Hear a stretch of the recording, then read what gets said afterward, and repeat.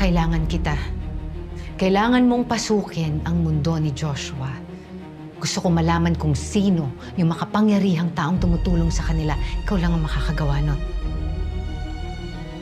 So, ibig sabihin na hindi tutulong? What do you mean? Hindi tutulong. Kasi ginagamit mo lang ako para makaganti ka sa kanila. So? If you wanna put it that way, sure. Oo, ginagamit kita para makaganti sa pagkamatay ng kapatid ko. May problema tayo? Can you not be so dramatic, Ruth? Gamitin mo yung kokote mo. Kung sa tingin mo, ginagamit kita din, gamitin mo din ako. Pareho tayong biktima ng mga Mireles dito. Magkamitan tayo. At paano ka makakasiguro na magtatagumpay ang plano mo? Dahil may hawak akong ebidensya magpapabagsak sa kanila. Hindi. Hindi ako sasama sa inyo. Hindi ko kailangan ng tulong ninyo. Ang kailangan ko, makausap at makita si Mateo! Besh! Alisin niyo ako dito! Besh! Anong ginagawa niyo sa bayan niyo? Kailangan ko makausap yung asawa ko!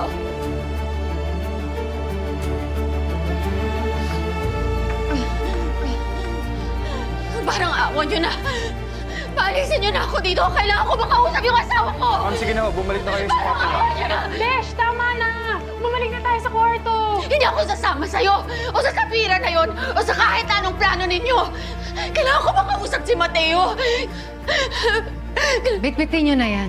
Huwag! Bitawan niyo ako! Ruth! Enough!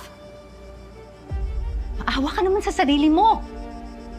Wala ka nang babalikan kay Mateo. Wala kang alam! Hindi mo alam ang sinasabi mo! Really, Ruth? Did I remind you? Tinalikuran kayo ni Mateo. Iniwan niya kayong dalawa ng anak mo. Habang nagpapakahirap kayong mag-ina, nagpakalayo-layo siya and made everyone believe he's dead. Hindi! Hindi totoo yan! Mahal ako ni Mateo! Mahal niya kami ni Miriam!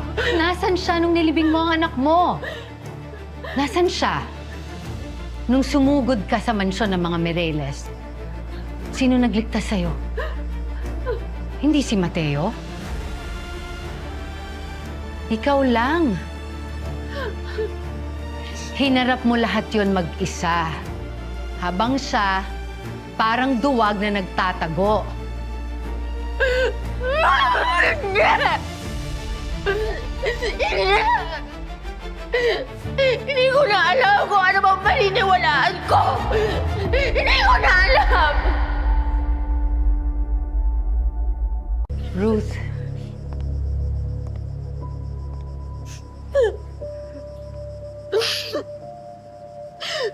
Alam kong marami ka pang katanungan dyan sa isip mo. And honestly, hindi ko alam kung mabibigay ko lahat ang kasagutan. But one thing is sure. Hindi ako ang kalaban mo. Ang mga Mireles. At matutulungan kitang pabagsakin sila.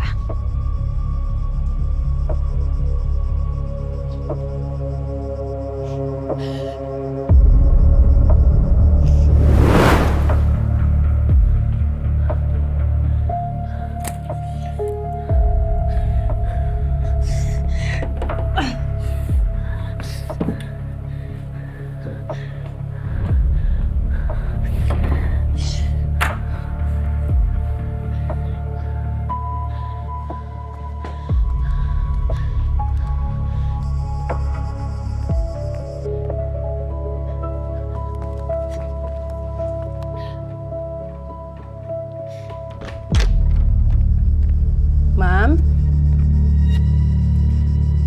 Ma'am? Guard! Guard, tumatakas! Saan ka pupunta? Kabilin-bilinan ni Ma'am. Makausap yung asawa ko! Kabilin-bilinan ni Ma'am Sophia na hindi ka pwede basta umalis. Bitawan niyo ako! Bitawan niyo ako! Parang awa niyo na! Sandali! Maawa kayo sa akin! Maawa kayo! Kailangan ko umalis! Hello mga kapatid, this is JM De Guzman of My Best Friend Eman. Tuloy-tuloy na natin to best friend. Next video na agad. At huwag kalimutan na mag-subscribe sa TV5 YouTube channel.